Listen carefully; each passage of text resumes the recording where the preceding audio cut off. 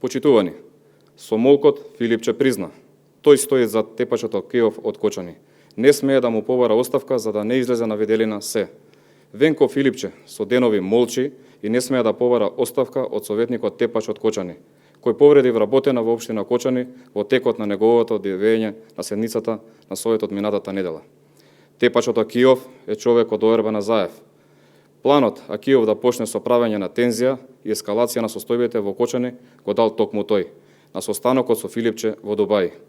Филипче само спроведува тоа што Заев му кажал.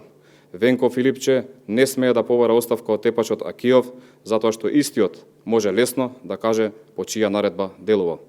Планот на Заев пропадна. Филипче не успеа да зовре состојбата во Кочани до ниво на ескалација. Тоа што Заев и Филипче не се откажуваат од тепачот Акиов е јасен знак дека обидите за ескалација во иднина ќе продолжат. Ги повикуваме сите граѓани и општествено-политички чинители да не наседнуваат на пропаднатите обиди на Заев и Филипче да се спасат политички прекусење, омраза и страв кај народот во Кочани. Обидите им се јалови.